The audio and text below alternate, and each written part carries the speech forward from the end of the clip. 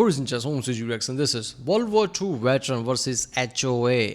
I'm guessing that means Homeowner Association. I mean, that's what it's going to be, right? I googled it obviously, so that's what it come up with. So I'm guessing it's that one, or is it some other military part? I don't know. Venti Barfoot.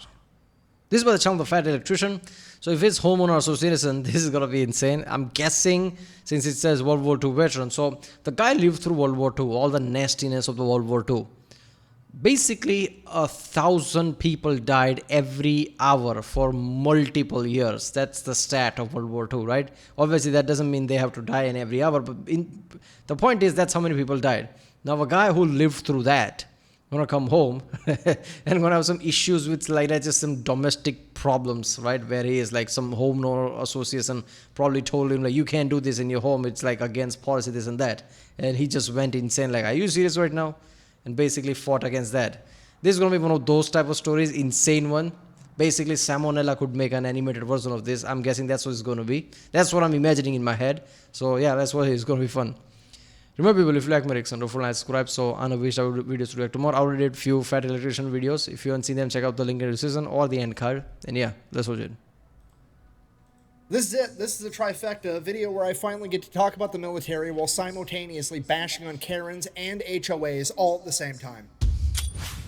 Ladies and gentlemen, the year is 2009. It's December, and it's been one of the craziest years in recent history. Barack Obama has just been inaugurated president. The record for the highest grossing movie of all time has just been shattered by Avatar. The #1 song of the year is the Black Eyed Peas' Oh Boom yeah, Boom I remember Pow. this. Michael Jackson, the king of pop, has passed away, and Kanye West is now famous for interrupting Taylor Swift during the VMAs. And on top of all of that, it's been one of the worst economic years for America since the Great Depression, with unemployment yeah. 10% and the housing market down 30%. And despite all the craziness going on in the world, in Richmond, Virginia, a 90-year-old man still takes time out of his day to walk out of his house every morning and hoist the American flag on the 21-foot flagpole in his front yard. Later that morning, he would walk right past that flagpole on his way to the mailbox to get the mail, and in the mail that day, he would receive a letter from a high-powered law firm informing him that he was hereby ordered to remove that flagpole and never fly the American flag in his front yard again, due to, and I quote, aesthetic reasons relating to curb appeal. And I know what you're thinking, how on earth can you order somebody in America to not fly the American flag in their own front yard? Well, unfortunately, this gentleman lived in an HOA, a homeowners association, which if you don't know is basically diet communism. It's where a bunch of people build some nice houses, then they get together and they're like, hey, we got all these nice houses, you know what we need?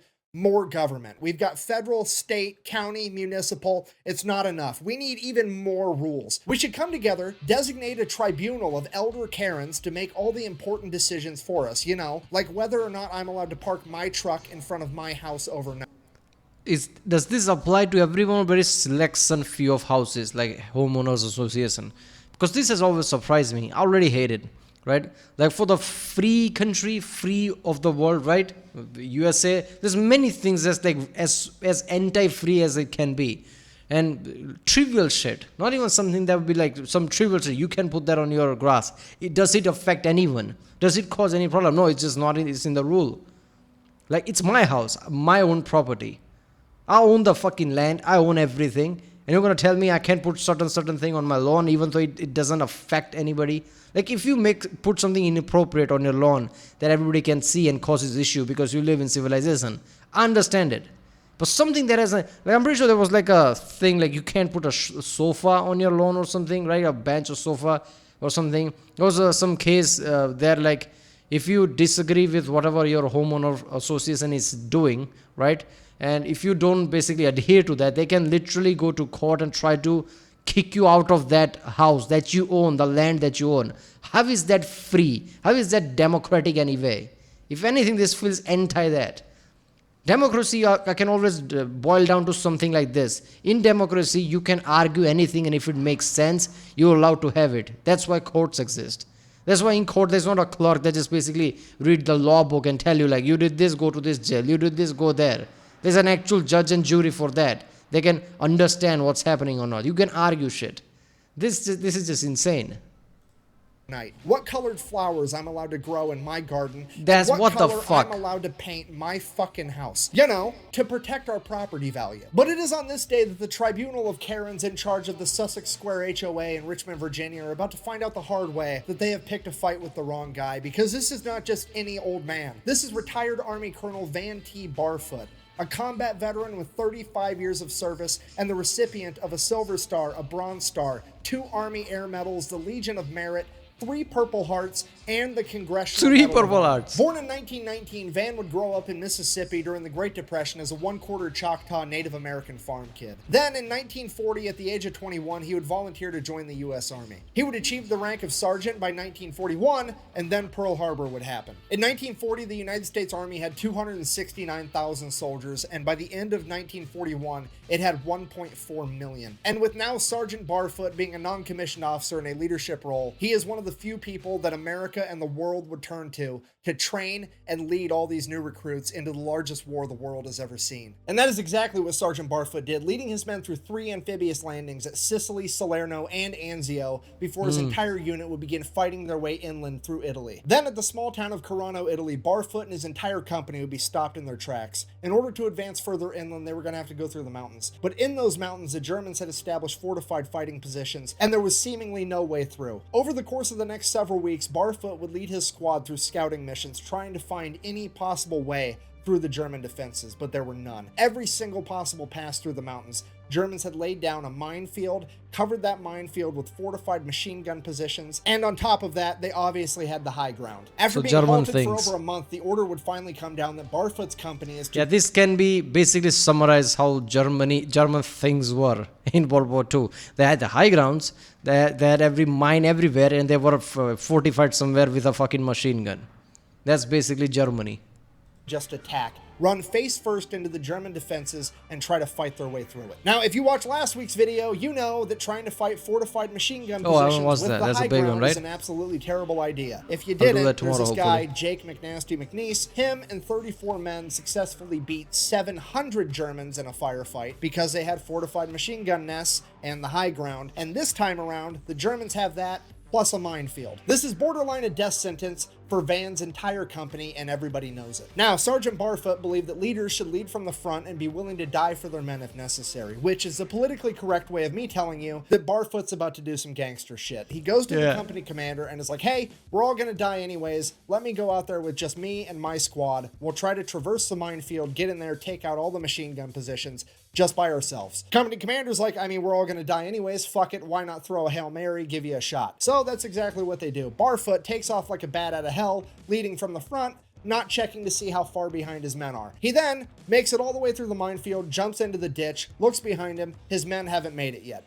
Doesn't matter. Gotta keep pressing forward. He gets to the first enemy machine gun emplacement, throws a grenade in there, blows up, bang, goes in to check, just anatomical confetti everywhere. Nobody survived. None of his squad mates have made it yet, but he hasn't heard a mine blow up in the background, so they must be okay. They're just being overly cautious. He advances to the second machine gun emplacement. They're dead, right? Rushes in, kills 2 Germans. The other ones surrender. At this point, Barfoot's squad catches up with them. Apparently, 2 of them have gotten hurt while traversing that minefield. At which point, Barfoot's kind of just like, fine, whatever. Just stay with the prisoners, I'll take care of it. Just complete dad energy of like, hold the flashlight and stay out of the way, I'm fucking working. He advances to the 3rd enemy machine gun position completely by himself. Bear in mind, these Germans heard a grenade, a bunch of submachine gun fire, Germans screaming, and now there's just boss music playing, and it's getting louder as Van gets closer and closer. Van turns the corner, the Germans are like, fuck this, I quit, I surrender. I give up, you win. At this point, Sergeant Barfoot has effectively saved the day. His entire company now does not have to bum rush a minefield and a bunch of fortified enemy machine gun positions. Hooray. So he's not just some World War II veteran, he's a badass World War II veteran. He's like somebody who just didn't just live through World War II, somebody who just like kicked ass like a Hollywood level or video game level of kick-assery. Right? I'm guessing he didn't, only recent videos start to say like gangster, right? Now I'm pretty sure it's like 8-month-old video also has the title gangster. He should have put like gangster World War II veteran versus HOA. Because I think he should make a gangster series because this definitely qualifies at it. Those are the best ones. I guess he's like McNasty video he's talking about. Right? He's also like gangster level because I'm pretty sure it's like one of the most famous one. And it's like one of the recent ones. It's like a half an hour long. I'm going to check that out tomorrow, I guess. This is just so awesome. So Sergeant Barfoot changes gears, hops into the old leadership role. He starts consolidating everything, figuring out how many POWs he has, whatnot. And then a couple minutes later, the Germans launch a counterattack, and 3 German tanks come rolling down the road directly towards them. At this point, Barfoot continues to dad dick the entire situation, just like, give me the bazooka, stay in the trench, I got this. Gets out, walks out in front of these tanks, wide open, no cover, no concealment, nothing. Just standing out there like it's fucking Tiananmen Square with a bazooka, shoots at the first tank, knocks it out. The other 2 tanks are just kind of like, I'm sorry. I still remember playing IGI. I still remember the sound of that tank. And I still remember nearly pissing myself playing a video game. How the fuck this guy just standing? Tank is one of the most terrifying things you can face. Like, really think about it. Really process it. See an actual tank scene. Understand that you're in like an enemy field. There are people who want to try to kill you, but now that's an armored tank. How do you go in front of it? Just like, imagine like tank is moving, the general suddenly stop because it saw you, because you're just standing there and you hit it with a bazooka. That is some insane shit. I mean, it's one crazy American with a bazooka standing in the open. This is for sure a trap, right? So they turn around and retreat. Now, just so we're all on the same page, this man has sprinted through a minefield, cleared 3 German machine gun nests, killed 8 Germans, captured 17 more, and knocked out a tank in the span of like 45 minutes. And he's like, I can do more. So he advances I'm invincible this time. enemy-held territory by himself, finds a German artillery emplacement, proceeds to blow that up too, and then he's like, okay, that's probably enough for today. And he goes back to his men. He then proceeds to get his men and all of the POWs back to the company, and he himself personally carries his 2 wounded men back 1,700 yards. And that's it. That's the end of the story. That was like Tuesday to this guy, and he just goes on fighting through the rest of World War II like it was nothing. A couple months down the road, his entire unit's in France. The commander walks. Seriously, somebody really need to make a list about people like this, right? All this is gangster video about the, I saw in the past.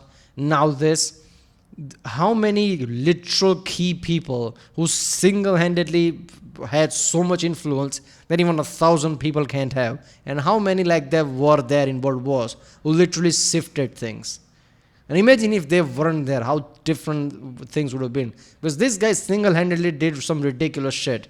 Those minefields, like, somebody could have fucked up. That would be in the end. But no, he's just like, I'm done. Tanks, they just took out the tanks. This is all just insane shit. Just one man doing this. Walks up to him and is like, congratulations, you're receiving the Medal of Honor. At which point, Barfoot requests that he receives it in the field in front of his men. He didn't want to wait till they got home and had a ceremony. He didn't want it in front of friends or family or Congress people. None of that. I think he probably thought that after doing all this insane shit, I'm going to do something like this in the future as well until the world war is over. And I don't think I'm going to make it. I'm pretty sure that was his thought. I think after the minefield, before the minefield, is like, we're all dead anyway, let me try that. Since then, his thought would be like, I'm dead anyway. And he just did all this shit thinking, oh, look at that, I'm lucky, I survived somehow. And I think that's the mentality he went from there on. Like, I was dead anyway, anything I do is like more. He had a ceremony, he didn't want it in front of friends or family or Congress people, none of that. He wanted it in front of the men that nominated him to get it because that's what meant the most to him. He didn't really care about the medal itself. He cared that the men that he was tasked with leading into battle thought so highly of them that he thought he deserved that medal, and that's why he requested that he receive it in front of them. He would go on to make it through the war in one piece and return home as a Medal of Honor recipient and war hero. At this point, Lieutenant Barfoot then goes on to serve throughout the entire Korean War, seeing it through to its completion. He has now served 20 years in the military, and it's time to retire, is what most people would say. But Barfoot, on the other hand, is like, fuck it, I just need to do something new, something exciting, maybe a little bit easier on my knees. This whole light infantry thing isn't as light as I heard it was. I want to go ahead and be a helicopter pilot. So he goes to Army Aviation School as a major, and at the age of 40, ends up being one of the top helicopter pilots the Army has, and then he goes on to serve in Vietnam as a helicopter pilot. Okay, if you don't know, during Vietnam, like most dangerous jobs, tunnel rat, helicopter pilot, door gunner, hands down, not even a question, serves throughout the entire Vietnam War, comes back home, finally retires after 35 years in service and achieving the rank of colonel. He then goes on to finish out the rest of his working life as a military contractor. Now, military contractor, that could mean anything. He could be serving food at the chow hall. He could be sitting in an office giving people advice, or writing manuals. He could be doing some extracurricular gangster shit. We really have no idea. However, I will point out it's a little bit odd that some dude from Mississippi decided to put his roots down in Richmond, Virginia, which is like, I don't know, an hour away from CIA headquarters. Like, you do what you want with that information, I guess. That look, I'm psychologically analyzing him. No way in hell he just settled down with some weak ass shit. After all that, he probably went even more intense from there on. Like CIA, I think makes sense to me. Who knows what kind of operation he did with what kind of team? Then, after a career of doing some extracurricular gangster shit, contracting, he would go on, retire, and live happily ever after until one day in December of 2009, when at 90 years old, he would open a letter informing him he was not allowed to fly the American flag in his own front yard, which, bear in mind, literal Nazis with machine guns couldn't stop him from flying the American flag in Germany in the 1940s. And now you're going to try to tell him he can't do it in fucking Virginia in his own front yard. It's a bold strategy. So the next day, Colonel Barfoot's son-in-law calls up the local radio show. They run with the story. It gets picked up nationally almost immediately. Everybody from the White House press secretary to Fox News to the local VFW is absolutely furious. Okay, stop. At this point in time, it's 2009. Barack Obama's president. Do you understand what I've just told you? This HOA is fucked up so bad that they've got the Obama administration and Fox News to agree on something, okay? This is a critical fucking error on their part. The HOA would end up backing down within a week because apparently when the entire nation is looking at you like the Eye of Sauron, it ends up being bad for the aesthetics and curb appeal of your little neighborhood. And then the law firm that wrote the letter in the first place has since renamed and rebranded their entire law firm. And it's been signed into Virginia state law that no HOA can tell anybody to not fly the American flag on their property. Colonel Barfoot proving victorious yet I think they should have gone more strongly. Like, HOA can tell you what reasonable things you can or can put on your fucking lawn. Like sofa, flower shit, not just flag. I think they should have put more focus on HOA and like what kind of a stupid shit they go through. This is insane. Again, would then go on to fly the American flag in his front yard every single day for the next 2 years until passing away in his home at the age of 92. And as of March 2023, Fort Pickett in Virginia has since been renamed to Fort Barfoot in his honor. So in conclusion, whether it's a little old man at the restaurant eating ice cream... Bit late. He died so in his honor. Like, we should have done that when he was alive. I'm not saying he needed that or he would have cared for that. But like, he's dead now. Like, it's like you're just trying to make yourself feel good or something. Like, at the age of 90, when all this shit was happening, you already did all those 35 years of crazy things. God knows what he did with CIA or something, like, allegedly. They should have done that a long time ago. At least give him some honor, man. I hate it when people be like, he died, so now we're going to do this. Like, now what's the point? Dessert, your friendly neighborhood mailman, or just some elderly gentleman trying to fly the American flag in his front yard. Try to be nice to everybody because you really might not know who you're fucking with. Thanks for watching. Seriously. Best way to support the videos, go buy some merch. No idea. FatElectrician.com. Quack bang out. I feel Something more in the end? Usually that there is. doing my job. A leader is supposed to protect, lead, and sacrifice himself if necessary. I just can't imagine me ever fighting for a leader that wouldn't do that. Yep, there you go. Man, this is like gangster shit, right? At least his career is. I think, I'm guessing, like, somebody should, like, I think Fat Electrician already made a video about him, that he's not going to do more, or maybe he would. But I think this requires, like, a longer analysis on his career. Like, I still think, like, all these, like, key figures from these major wars that did gangster shit needs a longer version. Right? Because now I really have this kind of like curiosity, like how many people like this existed who literally turn the tides everywhere. Like one person doing that, like team makes sense, squad makes sense. One person having this kind of impact is just awesome. HO is like, wait a minute, this some old 90-year-old guy is just being too patriotic. We want to tell him to put down the flag, and then all this shit happen. Wait a minute, who is he? Oh, we fucked up. Alright, well, that was WW2 Veteran versus HOA, Van T. Barfoot by channel The Fat Electrician. If you like my Rick phone, wait a minute. It's Fat Electrician subscriber count is like 666,000. And also, that plain 666. I don't know. It just feels awesome. Alright, I'll see you next time.